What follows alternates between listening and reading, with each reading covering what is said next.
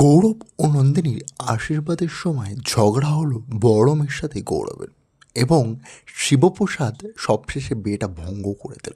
বন্ধুরা, আজকের চলন্ত পর্বে আমরা দেখব বড়বাবু গিয়ে বলে, আপনার হারটি কেমন, পছন্দ হয়েছে তো? নন্দিনী বলে, হ্যাঁ পছন্দ হয়েছে, কিন্তু আপনি এত দামি গিফট আমাকে কেন দিয়েছেন? বরম বলে, হারটি আপনার গলা বেশ মানিয়েছে।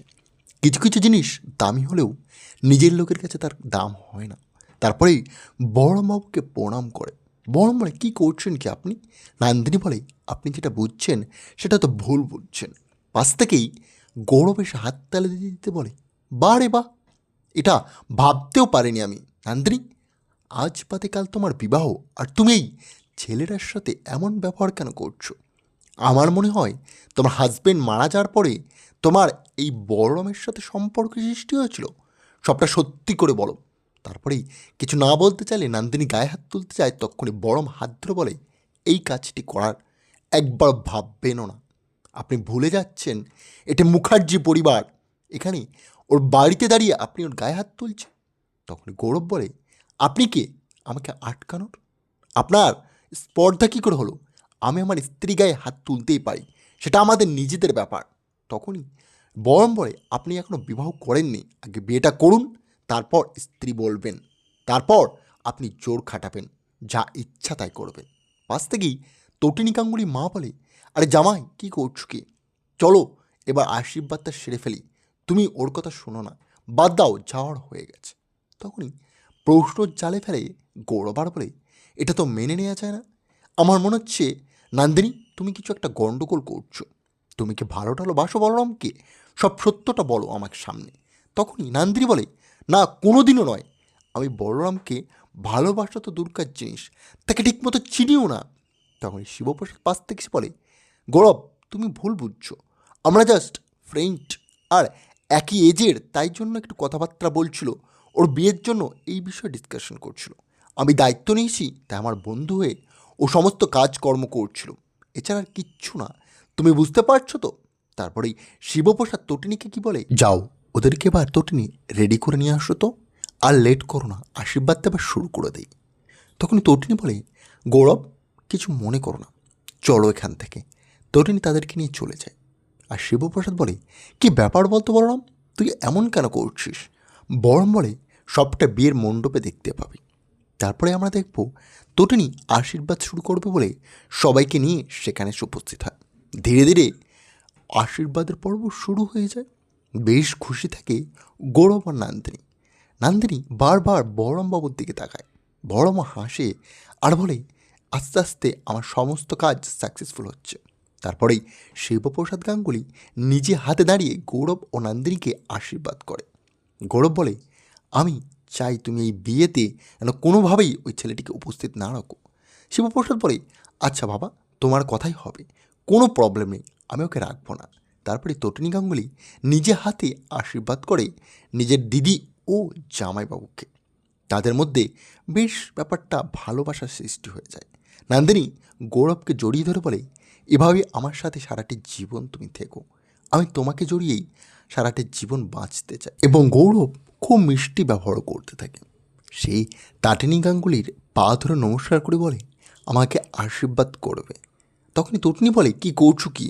তুমি আমার দিদির বর, তুমি আমার পা ধরো না। পর গৌরব বলেন, না না, এমন কোনো বিষয় নেই, আপনি আমার থেকে ভালো, এবং আপনি দেশের রক্ষা করছেন, দেশের জন্য কাজ করছেন, তাই আপনাকে আমি সম্মান জানাচ্ছি। তখন তটিনী হাসতে থাকেন, আর শিবপ্রসাদ এক নজরে গৌরবের দিকে তাকিয়ে থাকেন। তখনই বরম পাশ থেকে এসে বলে, তুইও যা ভাবছিস ভাই, আমিও তাই ভাবছি। ছেলেটার এমন মিষ্টি ব্যবহার আদৌ কিন্তু নয়, তার বিষয়ে অনেক কিছু শুনেছেন। তখনই শিবপ্রসাদ বলে, কি শুনেছিস আমাকেও ডিটেলসে বল, আমিও জানি। শিবপ্রসাদের মুখের দিকে তাকিয়ে বরম বলে, না না, এখন সব বলা যাবে না, বিয়ের মণ্ডপে আমি এই ভান্ডা ফাটিয়ে ছাড়বো, আর দেখাবো গৌরব কতটা খারাপ। আর গৌরবের এই পুরো প্ল্যানটার ভিতরে কিন্তু তোর শ্বশুরমশাই ভালোভাবে যুক্ত আছে। তোর শ্বশুরমশাই সবটা খুব সুন্দরভাবে সাজিয়েছে।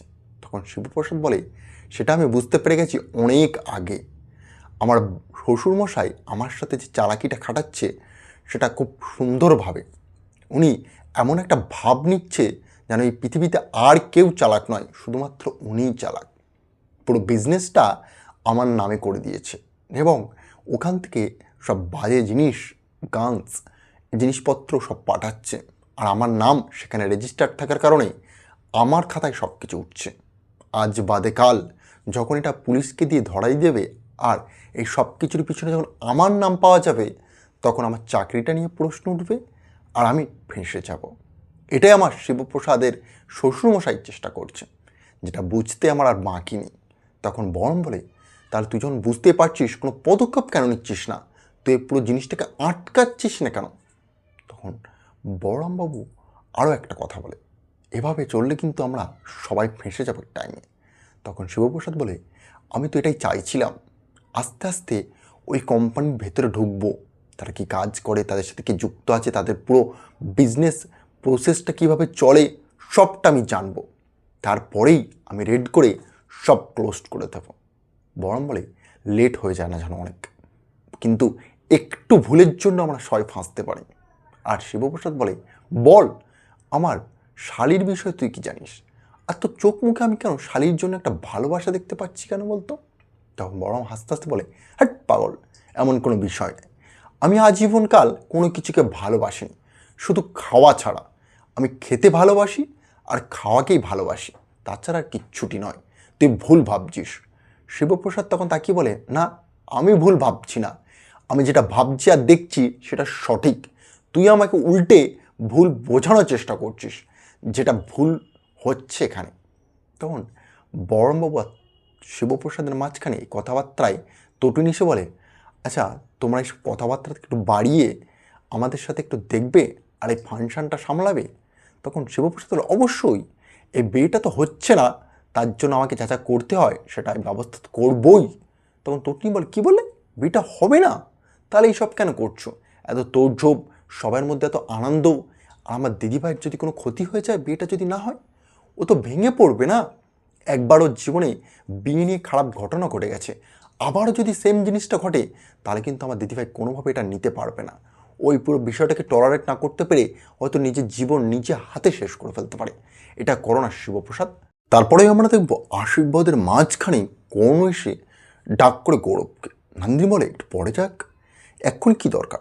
কর্ণ বলে, না, এক্ষুনি দরকার আমার, আমি কিছু কথা বলতে চাই ওনার সাথে, ওনাকে ছেড়ে দাও।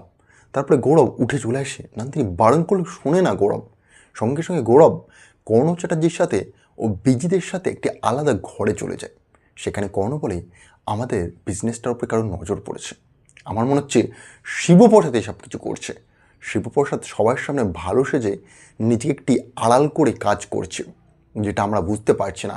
শিবপ্রসাদ কিন্তু আমাদেরকে তিলে তিলে ভেঙে ফেলছে ভেতর থেকে, আর সেটা আমাদেরকে বুঝতে হবে এবং আমাদেরকে খুব সতর্কভাবে কাজ করতে হবে। আমরা যেটা ভাবছি আমাদের প্ল্যানটা হয়তো নাও কাজ করতে পারে। তখনই কৈজিৎ বলে, কি বলছো কি? আমি কিছু বুঝতে পারছি না। কর্ণ বলে, আমার কয়েক কোটি টাকা লস হয়ে গেছে, আমার ফ্যাক্টরিতে রেড করেছে পুলিশ আর সমস্ত মাল তুলে নিয়ে গেছে এবং ছেলেগুলোকে ধরে নিয়ে গেছে। এবার তারা যদি সব কিছু বলে দেয়, তাহলে তো এই কোম্পানি ফাঁস হয়ে যাবে। আর এই সব কিছুর পিছনে যে শিবপ্রসাদকে আমরা ফাঁসাচ্ছি, সেটা শিবপ্রসাদ বুঝতে পেরে যাবে, তখন তো প্রবলেম হয়ে যাবে আমাদের জন্য। তখন বিজিৎ বলে, তাহলে যে পুলিশ অফিসার এইসব রেড করেছে তাকে তুলে নিলে কেমন হয়? আর নাহলে তার পুরো পরিবারকে ধরে নিতে হবে, কেসটাকে আমাদের কিন্তু ধামাচাপা দিতে হবে যত শীঘ্রই পারি।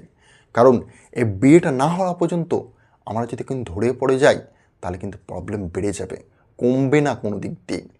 তখন মুখের দিকে তাকিয়ে থেকে গৌরব বেশ খানিকক্ষণ বিজিতের আর বলে, আমি একটা উপায় বলবো, এই বিয়েটা কীভাবে করতে হয় আমি বুঝতে পেরে গেছি।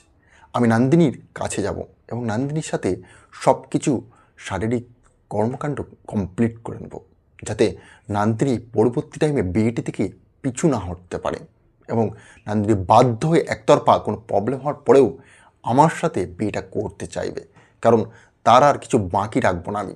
সেই জন্য আমি একটি মানসিক চাপ সৃষ্টি করব নন্দিনীর ওপরে এবং নন্দিনী সেটা করতে বাধ্য হবে। তখন বিজিৎ বলে, পদ্ধতিটা তো ঠিকই বলেছ, কিন্তু এটা সম্পূর্ণ করতে এতটা সহজ হবে না। নন্দি কি একটা অ্যাডভোকেট ছিল, এটা তুমি ভুলে যাচ্ছ, আর তুমি অ্যাডভোকেটের সাথে বুদ্ধি খাটাচ্ছ, সেটা কিন্তু বারবার মাথায় রাখবে। একটু যদি ভুলচুক হয় সব কেসটা 1 সেকেন্ডের জন্য কিন্তু পাল্টি খেয়ে যেতে পারে, আর তোমার ওপরে বিপদ চলে আসতে পারে। তখন গৌরব বলে, আমার ওপর ছেড়ে যাও, আমি সবটা দেখে নেব। কারণ একটি মানুষ ভালোবাসার সামনে কখন যে বোকা হয়ে যায় সেও জানে না। যে একটা মানুষ নোংরা কাজ, কোনো খারাপ কাজ যেগুলো করতে চায় না, একটা ছেলে বা একটা মেয়ে সে ভালোবাসার নামে সেই সব কাজকর্ম তাকে দিয়ে করিয়ে নিতে পারে, সেটা আমিও ভালোভাবে জানি, তুমিও ভালোভাবে জানো। আয়ুষীকে এত দুঃখ দেওয়ার পরেও, আয়ুষীকে তুমি এত কষ্ট যন্ত্রণা ভোগানোর পরেও ও কি তোমাকে ভুলতে পারছে না? ও কিন্তু বারবার তোমার সাথে সহমত হচ্ছে এবং তোমার সাথে দেখা করছে, তোমাকে সাহায্য করছে, এবং বাড়িতে তুমি আয়ুষীর বাহানাতেই ঢুকতে পেরেছো। তাই ভুলে যেও না, ভালোবাসা একটি অস্ত্র যদি ব্যবহার করতে পারে কেউ সঠিকভাবে, তাহলে খেলাটা ঘুরে যেতে পারে। কর্ণ বলে, আমি অ্যাপ্রিসিয়েট করলাম, এটি ঠিকই কথা বলেছে, কিন্তু গৌরব তুমি যদি কাজটা করতে পারো, আমি তোমাকে না সোনায় মুড়িয়ে রাখবো। তুমি বুঝতে পারছো না, তুমি যদি এই বিয়েটি সম্পূর্ণ করতে পারো, আমাদের সমস্ত দরজা এক মুহূর্তের ভেতর খুলে যাবে এবং আমাদের বিজনেসটা রমরমিয়ে চলবে। তখন রইল শিবপ্রসাদ, বড়ম বা স্পেশাল ব্রাঞ্চ আমাদের কিচ্ছু করতে পারবে না, কেউ আমাদেরকে আটকাতে পারবে না। আমরা তখন খোলা আকাশে যেদিক ইচ্ছে সেদিকে নিজেদের ব্যবসা স্থাপন করতে পারবো আর নিজেদের চেন আরও বড় করতে পারবো। আমাদেরকে বারবার এই পথের কাটা হয়ে দাঁড়াচ্ছে নন্দিনী মুখার্জি এবং স্পেশাল ব্রাঞ্চ, তারা আমাদেরকে আটকে দিচ্ছে। কোনো একটি কিছু ভাবলেই তারা রেড করে পুরো কেসটাকে ঘুরিয়ে দিচ্ছে। তখন গৌরব বলে, আর কিচ্ছু করতে পারবে না, আমি আছি তো, একবার আমার বউ হয়ে যাক, তারপরে ওকে নাকে দড়িয়ে দিয়ে এমন নাচাবো না, নন্দিনী মুখার্জি তার সারা জীবন মনে রাখবে। গৌরব এই রেগে যাওয়ার কথাবার্তা সব পাশ থেকে বড়মবাবু শুনতে পেয়ে যায়। বড়ম বলে, এতটা সহজ হবে না, আমি আমার ভালোবাসার জীবন এত সহজে তুচ্ছভাবে শেষ হতে দিতে পারি না। আমি যে তাকে নিজের মনে জায়গা দিয়েছি, তাকে আমি আমার মনের মন্দিরে পবিত্র স্থানে তাকে বসিয়েছি, সেখান থেকে তুমি এত খারাপ কাজ করতে পারবে না গৌরব। আমি তোমার রাস্তায় বারবার বাধা হয়ে দাঁড়াবো, আর নন্দিনী কোনো ক্ষতি আমি করতে দেবই না।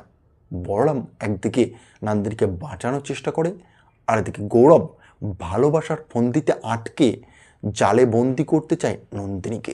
তাহলে কি বন্ধুরা পারবে এই যুদ্ধে জয়ী হতে গৌরব, নাকি শেষ বাজিমাত্রা বড়মবাবুই মারবে?